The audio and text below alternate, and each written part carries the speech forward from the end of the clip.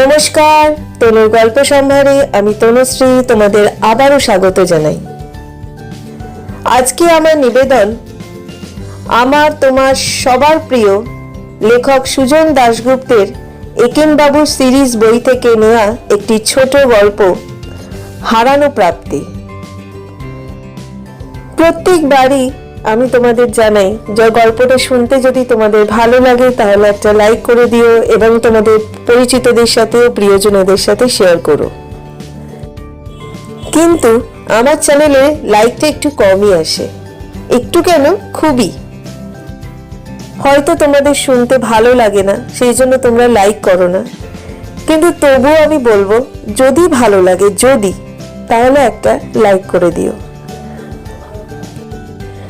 আমি আমার চ্যানেলে বিভিন্ন ধরনের বিভিন্ন স্বাদের গল্প তোমাদের শোনাই বা শোনাবার চেষ্টা করি।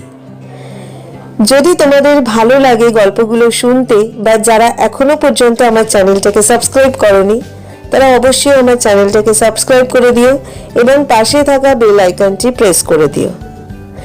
তাহলে চলো আর বেশি সময় নষ্ট না করে শুরু করি আজকের একেনবাবু সিরিজ থেকে নেওয়া হারানো প্রাপ্তি।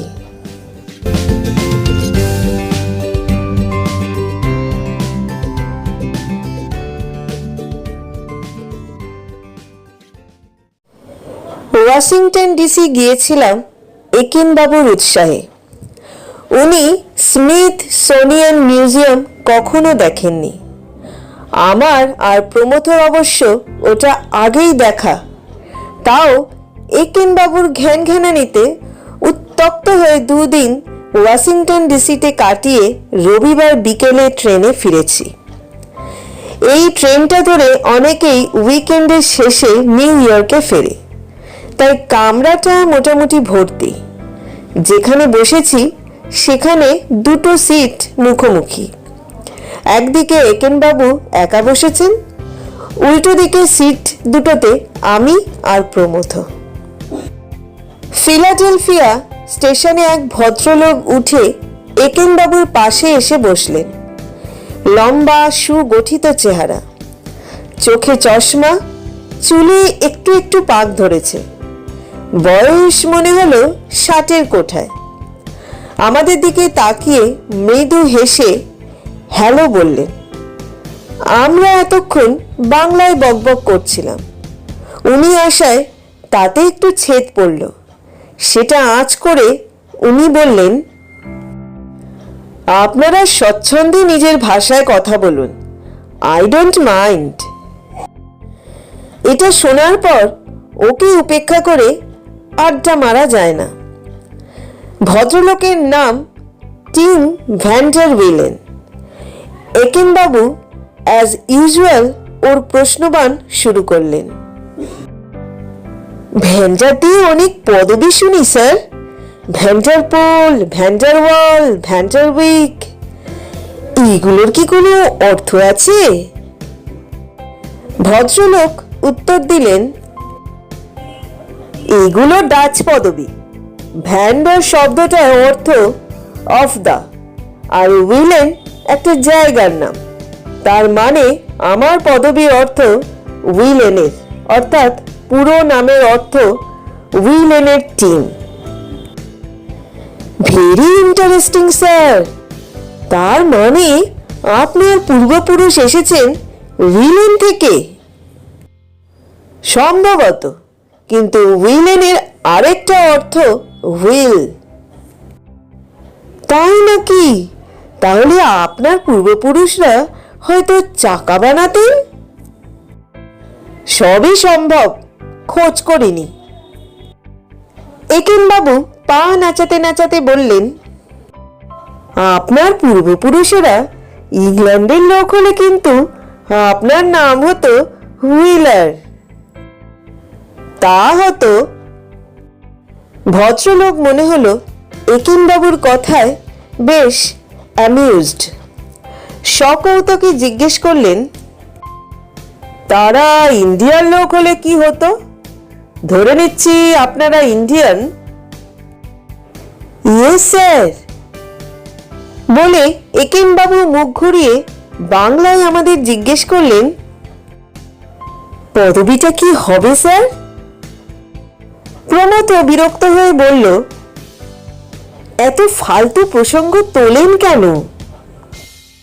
আমি একেনবাবুকে উদ্ধার করার জন্য বললাম, মাটির চাকা হলে কুম্ভকার, চাকাওয়ালা বলে দিন না, ইউনিভার্সাল উত্তর।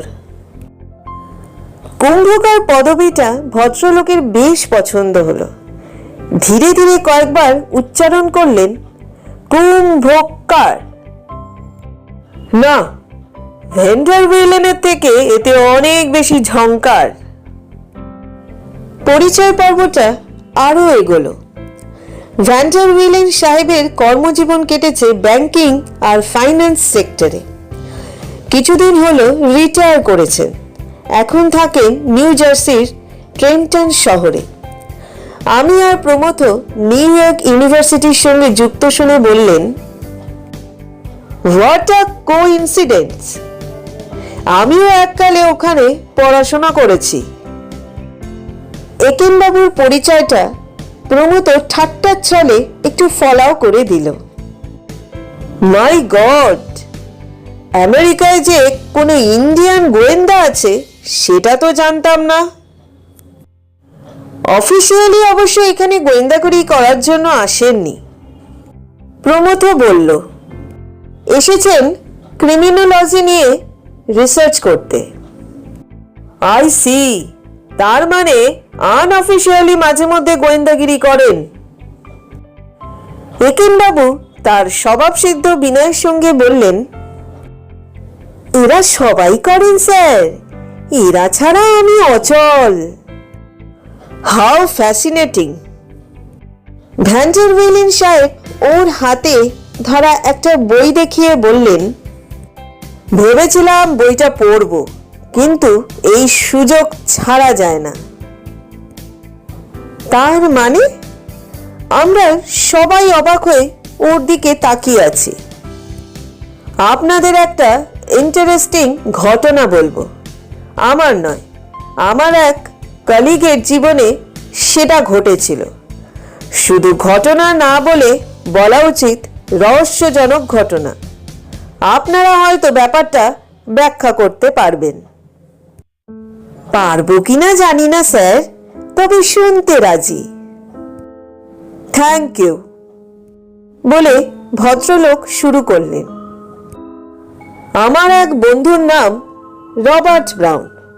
সেও আমার মতো একটা ব্যাংকে চাকরি নিয়েছিল। প্রথম চাকরি টেক্সাসের একটা ছোট শহরে, নতুন ব্রাঞ্চ অফিসের ম্যানেজার। অফিস বলতে একটা ঘর, দরজা খুললেই সামনে কয়েকজন দাঁড়াবার মতো ছোট্ট একটা জায়গা, তারপর একটা কাউন্টার, যার পেছনে দুজন টেলারের বসার জায়গা। কাউন্টারের পাশ দিয়ে একটু ঢুকলেই পার্টিশন দিয়ে ঘেরা ম্যানেজারের বসার জায়গা, অন্যদিকে একটা লকার ফেসিলিটি। শহরটা বাস্তবিকই ছোট, দুটো মাত্র ব্যাংক। একটা ব্যাংক বহু বছর ধরে চলছে।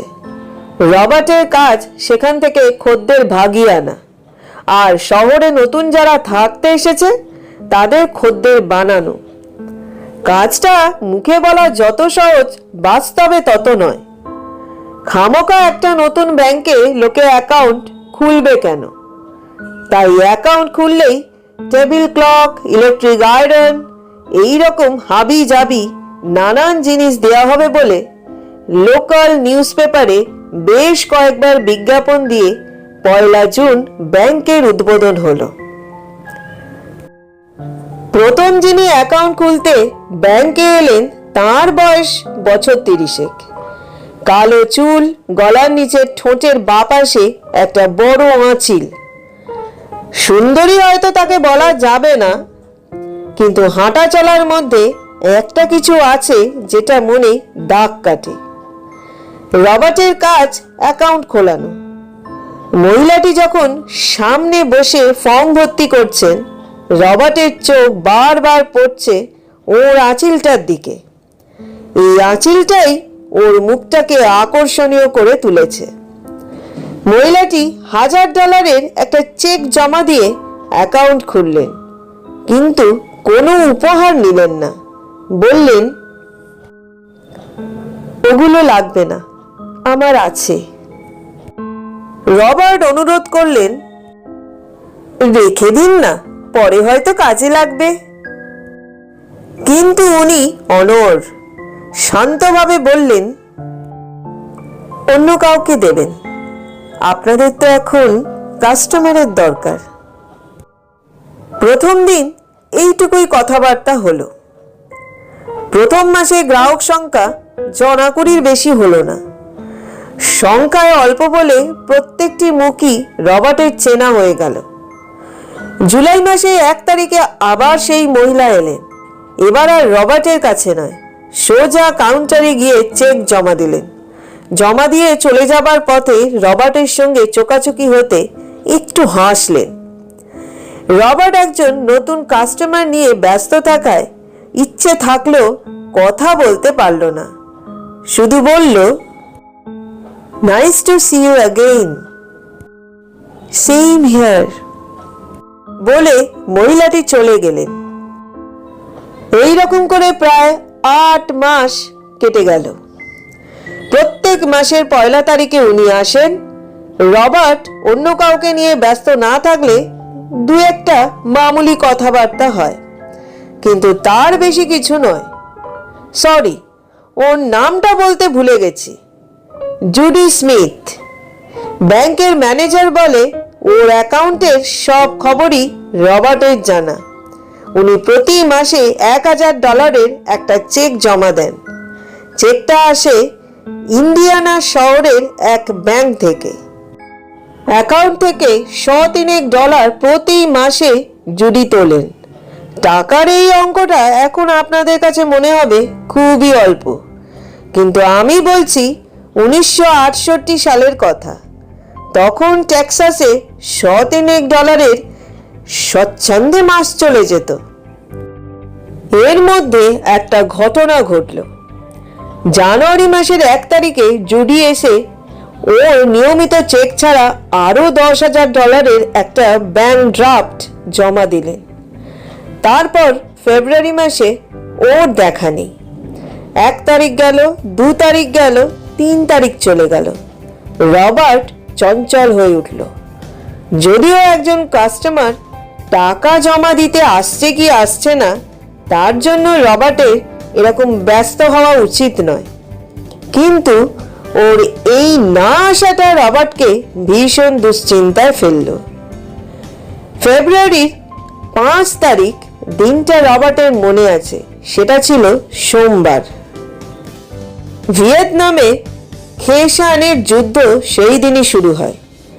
বিকেলবেলা ব্যাংক বন্ধ হবার পর রবার্ট খুঁজে খুঁজে জুডির বাড়িতে গিয়ে উপস্থিত হলো। ঠিকানাটা জানা ছিল, কিন্তু শহরের এই দিকটাতে রবার্ট আগে আসেনি। বাড়িগুলো বেশ পুরনো। জুডির বাড়িটা একতলা ছোট্ট একটা বাড়ি। বাইরের দরজায় বেল বাজাতেই মাঝবয়সী এক মহিলা বেরিয়ে এলেন। রবার্ট জুডির খোঁজ করতেই রুক্ষ স্বরে বললেন, ও নামে কেউ এখানে থাকে না। বলেই দরাম করে মুখের ওপর দরজা বন্ধ করে দিলেন। রবার্ট হতবাক। একটু আগেই ও ভালো করে জুডি স্মিথের ঠিকানা দেখে ডায়েরিতে লিখে এনেছে। বাড়ির দরজার ওপরে নাম্বার লেখা, সেখানে কোনো ভুল নেই। কিন্তু যিনি দরজা খুললেন তিনি যদি বলেন জুডি এখানে থাকে না, তাহলে তো মানতেই হবে। রবার্ট গাড়ি ঘুরিয়ে বড় রাস্তার দিকে রওনা দিতেই দেখে জুডি সামনে মোড়ের মাথায় দাঁড়িয়ে আছেন। রবার্ট জুডির সামনে এসে গাড়ি থামাতেই জুডি ওর দিকে খানিকটা অবাক হয়ে তাকিয়ে জিজ্ঞেস করলেন, কি চান? রবার্ট বলল, আমি আপনার খোঁজেই এখানে এসেছিলাম। আমার খোঁজে? জুডি বিস্মিত হয়ে রবার্টের দিকে তাকালেন। রবার্ট একটু লজ্জিত হয়ে বলল, আসলে আপনি প্রতিবার ব্যাংকে চেক জমা দেন 1 তারিখে। আপনাকে না দেখে ভাবলাম কিছু হয়েছে কিনা। জুডি আরো বিস্মিত, আমি চেক জমা দিতে চাই? এবার রবার্টের অবাক হবার পালা। আপনি যান না? গত মাসেও আপনি $10,000 ব্যাংক ড্রাফট জমা দিলেন। না, আপনি ভুল করছেন। তখন রবার্টের এই ভুল বোঝাবুঝির সম্ভাব্য কারণ মাথায় এলো। যার সঙ্গে ও কথা বলছে তিনি হয়তো জুডির যমজ বোন, কিন্তু মুখের আঁচিলটা তো মিল। যাই হোক, রবার্ট বলল, আই এম ট্রুলি সরি। মনে হচ্ছে আপনার বোনের সঙ্গে আপনাকে গুলিয়ে ফেলেছি। আমার কোনো বোন নেই, মহিলা শান্তস্বরে বললেন। ইতিমধ্যে একজন মহিলা, যিনি একটু দূরে কুকুর নিয়ে হাঁটছিলেন, তিনি জুডির কাছে এসে জিজ্ঞেস করলেন, কি হয়েছে? বলার তো কিছুই নেই। ক্ষমা টমা চেয়ে রবার্ট চলে এলো। বাড়ি ফিরে রবার্ট জ্যাককে ফোন করলো। জ্যাক পোস্ট অফিসে কাজ করে, চিঠি বিলি করে বলে প্রায় সবার ঠিকানাই জানে। কয়েক মাস হলো রবার্টের সঙ্গে ওর ভালো বন্ধুত্ব হয়েছে। জুডি স্মিথ কোথায় থাকে তার উত্তর জ্যাক দিতে পারল না। রবার্ট ওকে জুডি স্মিথের ঠিকানাটা বলাতে বলল ওটা মারিয়া টমাসের বাড়ি। তবে কিছুদিন হলো স্টেলা ব্লুম বলে একজন ওখানে পেইং গেস্ট হিসেবে রয়েছে। রবার্ট তখন জ্যাককে জিজ্ঞেস করলো, প্রতি মাসে জুডির কাছে যে ব্যাংক স্টেটমেন্ট পাঠানো হয় সেটা তাহলে যায় কোথায়? সেই মুহূর্তে জ্যাক কোনো উত্তর দিতে পারল না। পরের দিন অফিস থেকে খোঁজ নিয়ে বলল, ওদের হেড পোস্ট অফিসে জুডি স্মিথের নির্দেশ রয়েছে মারিয়া টমাসের ঠিকানায় জুডির নামে কোনো চিঠি এলে সেটা শিকাগোর একটা ঠিকানায় পাঠিয়ে দেবার। কিন্তু সেটা কি করে সম্ভব যদি জুডি স্মিথ কোনো দিন মারিয়া টমাসের বাড়িতে না থেকে থাকে? জ্যাকের উত্তর, নিশ্চয়ই একসময় জুডি স্মিথ ওই ঠিকানায় ছিল, কিন্তু এই ফরওয়ার্ড করার ইনস্ট্রাকশনটা পার্মানেন্ট, প্রায় 8 মাস আগে দেয়া হয়েছে। অর্থাৎ পুরো ব্যাপারটাই গোলমেলে। সেদিন ব্যাংক বন্ধ হবার একটু পরেই জুডি স্মিথ এসে হাজির। টেলার দুজন ইতিমধ্যে বাড়ি চলে গেছে। রবার্ট একা বসে কতগুলো কাজ শেষ করছে। জুডি রবার্টের দিকে তাকিয়ে কিছুই যেন ঘটেনি ভাব করে বললেন, আমি আমার অ্যাকাউন্ট ক্লোজ করতে এসেছি। রাগে রবার্টের শরীরটা রি রি করে উঠল। মেয়েটা ভেবেছেটা কি? যখন দরকার পড়বে চিনতে পারবে, কাজ ফুরলেই চিনবে না। রাগটা কোনো মতে চেপে বলল, এখন ব্যাংক বন্ধ হয়ে গেছে, আপনি কাল অফিস আওয়ার্সে আসবেন। জুডি একটু ইতস্তত করে বললেন, কালকের জন্য আমি সরি। যাক, অন্তত এই ভদ্রতাটুকু আছে। রবার্ট একটু নরম হলো, তবে নিষ্প্রিয়ভাবে বলল, দেখুন, অফিসের কাজের বাইরে আমারও কৌতূহল দেখানো উচিত হয়নি। যাই হোক, কালকে সকালে আপনি আসবেন, অ্যাকাউন্ট ক্লোজ করে দেয়া যাবে। জুডি তখনও দাঁড়িয়ে আছেন। রবার্ট জিজ্ঞেস করল, আর কিছু বলবেন? একটা অনুরোধ করব। বলুন। আমি একটা সই করা উইথড্রয়াল স্লিপ আর পাসবুকটা আপনাকে দিয়ে যাচ্ছি। আপনি টাকাগুলো তুলে রাখবেন। কাল এই সময় আমি এসে নিয়ে যাব। না না, কাস্টমারদের টাকা এইভাবে তো আমি তুলে রাখতে পারি না। রবার্ট আপত্তি জানালো। প্লিজ এই সাহায্যটুকু আপনি আমায় করুন। রবার্ট তাকালো জুডির মুখের দিকে। নিজের অজান্তেই জুডির কাছ থেকে পাসবুক আর স্লিপটা নিল। সেভিংসে জুডির প্রায় $15,000 ছিল। সেটা ক্যাশ করে নিজের লকারে রেখে দিল রবার্ট। পরের দিন ব্যাংক বন্ধ হয়ে যাবার পর প্রায় রাত 8টা পর্যন্ত ব্যাংকে বসে রইল, কিন্তু জুডি এলেন না। রবার্ট উদ্বিগ্ন হলো। এইভাবে কাস্টমারের টাকা তুলে নিয়ে রেখে দেওয়ার ঘোরতর অপরাধ। জুডিকে বিশ্বাস করে এই কাজটা করা ওর উচিত হয়নি। জুডির পাসবুক ওর নিজের ড্রয়ারে। অন্যমনস্ক হয়ে সেটা নাড়াচাড়া করতে গিয়ে হঠাৎ নজরে পড়ল উল্টো দিকে লেখা, আই ট্রাস্ট ইউ জুডি। এরপর আমি জানি রবার্ট বহু বছর ধরে জুডিকে খুঁজেছে, বোঝার চেষ্টা করেছে তার এই অদ্ভুত আচরণের কারণ। কেন ঠিকানা নিয়ে এত গোপনীয়তা, রাস্তায় না চেনা, অথচ পাসবুক দিয়ে এতগুলো টাকা তুলতে দেওয়া।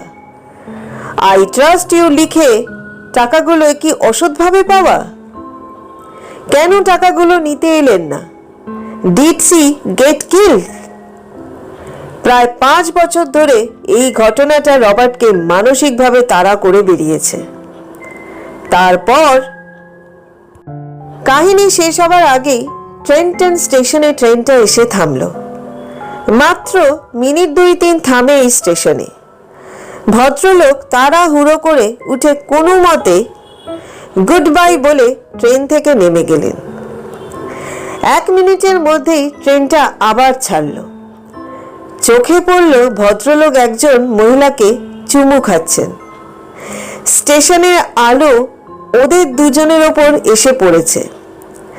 মহিলার চুলগুলো প্রায় সাদা, গালের নিচে একটা আঁচিল।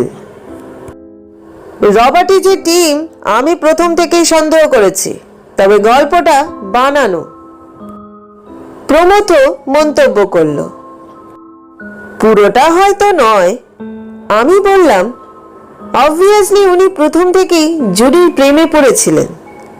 প্রেম নিবেদনে জুডি প্রথমে সাড়া দেননি। না চেনার গল্পটা একটা রূপক। পরে সাড়া দিলেও 5 বছর বিয়েটা ঝুলিয়ে রেখেছিলেন।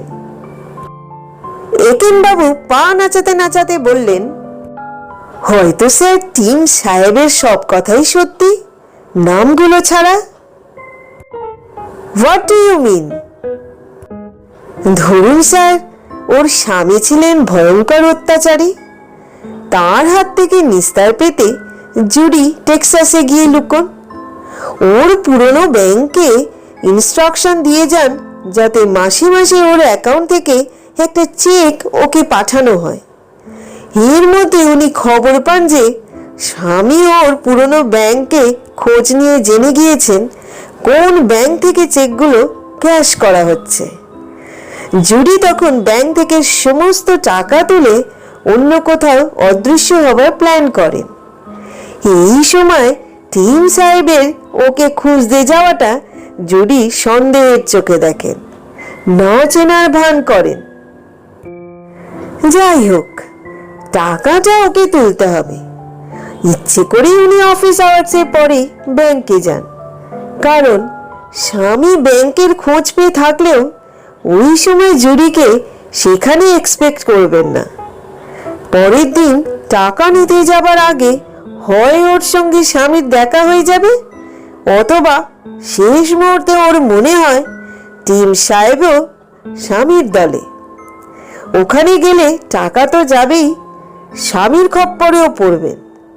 পরে স্বামীর সঙ্গে ডিভোর্স হয়ে গেলে টিম সাহেবের সঙ্গে আবার যোগাযোগ হয়। টিম সাহেব তো আগেই প্রেমে পড়েছিলেন। জুডি প্রেমে পড়লেন টিম সাহেবের সততা দেখে। প্রমথ বলল, ননসেন্স, আপনার এই ব্যাখ্যায় অনেক ফাঁক আছে। প্রথমত, একেনবাবু বললেন, কি মুশকিল স্যার, সেই জন্যই তো হয়তো দিয়ে শুরু করেছি।